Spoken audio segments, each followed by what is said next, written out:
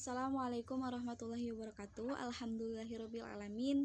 Wa bihi nasta'in wa ala umuri dunya waddin. Wassalatu wassalamu ala asrofil anbiya'i wal mursalin wa ala alihi wa sahbihi ajmain, amma ba'du. Sebelumnya perkenalkan, nama saya Nengsalma Alia Khansa. Saya di sini dari kelas 4 PAID. Dengan nomor NIM 12020202120.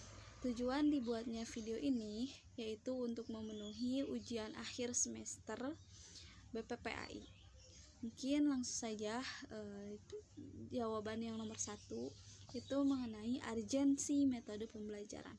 Nah, metode pembelajaran ini adalah suatu hal yang sangat penting dalam sebuah proses belajar dan mengajar. Kesuksesan dan kelancaran pembelajaran itu tergantung bagaimana metode yang diterapkan ya.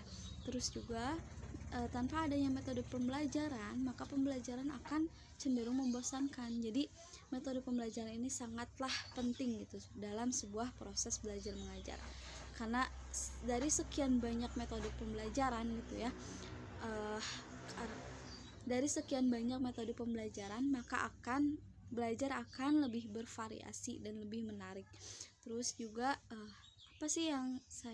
salah satu metode yang saya ketahui itu ada metode eksperimen, di mana metode eksperimen ini tidak hanya bersifat teori saja melainkan sebuah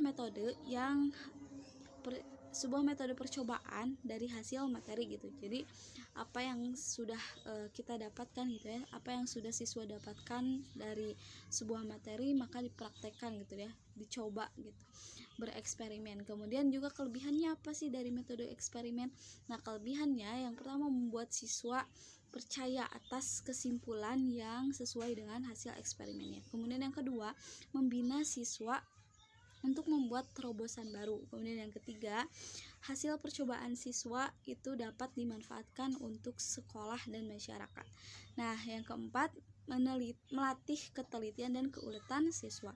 Tapi selain dari kelebihan yang tadi yang saya sebutkan, ada juga kekurangan dari metode eksperimen juga. Yang pertama, metode ini lebih sesuai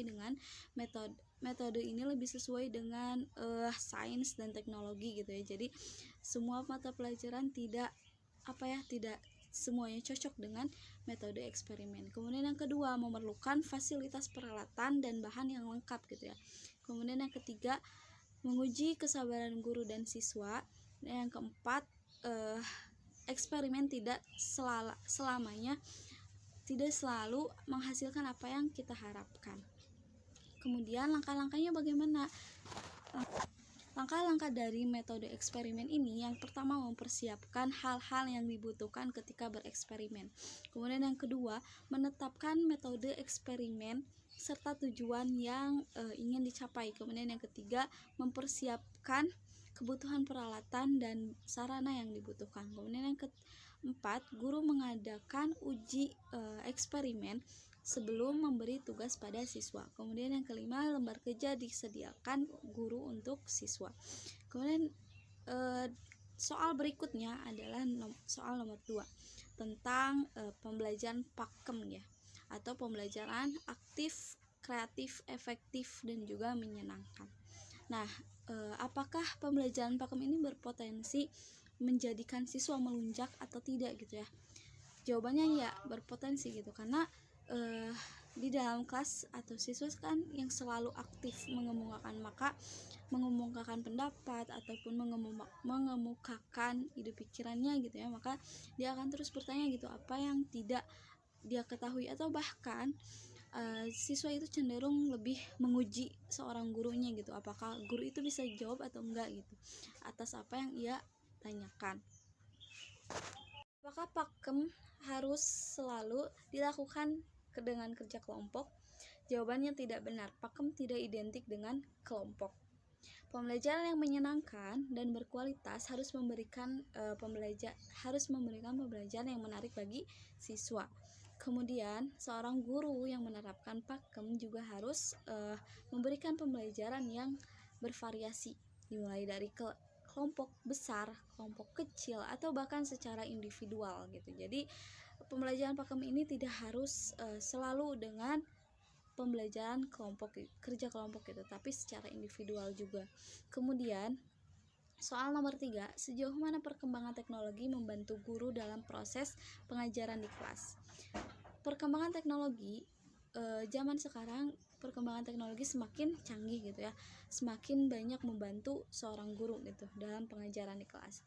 Bahkan dalam mengolah nilai pun itu menggunakan teknologi.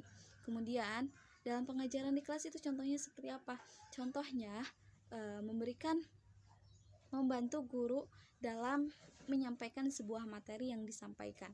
Jadi tidak hanya sebuah teori saja, tetapi melainkan dengan gambar misalnya, atau film, video animasi, atau lain sebagainya. Jadi kan setiap siswa itu mempunyai karakter belajar yang berbeda-beda gitu ya. Ada yang lebih memahami dari teorinya saja gitu, dari membaca saja, atau ada juga siswa yang lebih memahami dari audionya ataupun dari visualnya, atau bahkan dari keduanya, audio visual. Jadi teknologi ini sangat membantu guru dalam proses pengajaran di kelas. Bahkan di masa pandemi ini gitu ya, kita masih tetap melaksanakan pembelajaran itu kan karena adanya teknologi itu sendiri, yakni dengan cara daring ya, dari rumah masing-masing gitu, menggunakan Google Meeting ataupun menggunakan Zoom Meeting. Itu kan melalui teknologi berupa handphone ataupun laptop. Nah, kemudian yang keempat, apa problem mendasar yang masih dihadapi guru-guru di Indonesia berkaitan dengan penerapan atau pengaplikasian teknologi pendidikan dalam proses pembelajaran?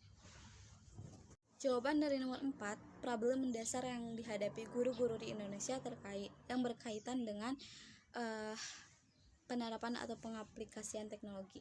Jadi problemnya yang pertama adalah tidak meratanya fasilitas teknologi di kalangan siswa maupun di kalangan guru. Nah, di kalangan siswa seperti yang kita ketahui gitu ya, di masa pandemi ini proses pembelajaran itu dilakukan secara jarak jauh atau secara daring. Nah, itu kan sudah pasti gitu ya, menggunakan handphone maupun menggunakan laptop gitu ya. Tapi tidak semua dapat menikmati fasilitas tersebut gitu ya. Tidak semua siswa mempunyai handphone, tidak semua siswa mempunyai laptop.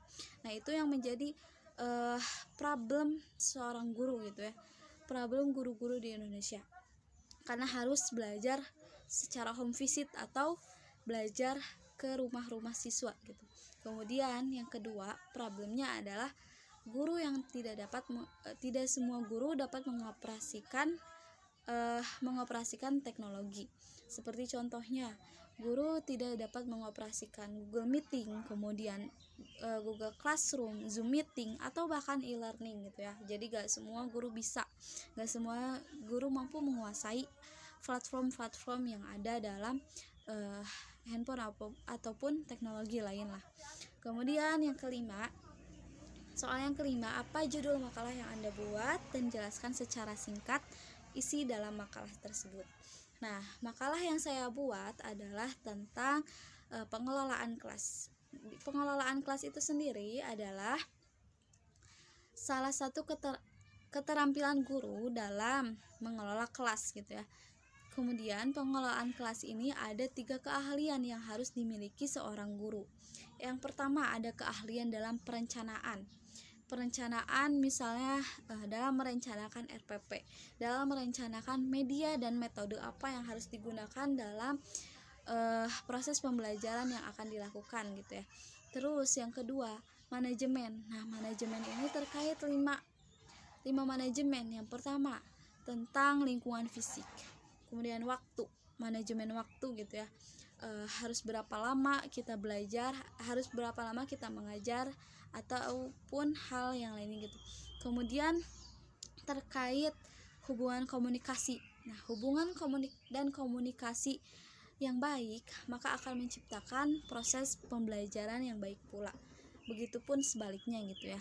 Jadi seorang guru harus mampu memanajemen hubungan dan komunikasi siswa. Kemudian yang keempat, tentang perilaku siswa. Nah, perilaku siswa itu kan beda-beda gitu ya. Ada yang di dalam kelas itu aktif, ada yang ada yang memang aktif tapi over aktifnya, kemudian ada yang pendiam. Nah, guru juga harus mampu memanajemen perilaku siswa dalam proses belajar dan mengajar. Kemudian yang kelima, manajemen kurikulum. Dan tadi sudah dibahas dua, perencanaan dan manajemen. Kemudian yang ketiga, tentang pengajaran. Nah, pengajaran ini salah satu upaya seorang guru harus dapat menguasai kelas gitu ya, tidak hanya sekedar menguasai materi aja gitu, tapi harus menguasai kelas gitu. Misalnya misalnya siswa di dalam kelas itu ada 34 siswa. Nah, bagaimana caranya guru harus dapat mengelola kelas, bagaimana caranya guru harus dapat mengajak siswa untuk memahami materi yang akan diajarkan gitu. Mungkin itu saja yang dapat saya jawab mengenai jawaban ujian akhir semester BPPAI. Lebih kurangnya saya mohon maaf. Wabillahi taufiq wal hidayah. Wassalamualaikum warahmatullahi wabarakatuh.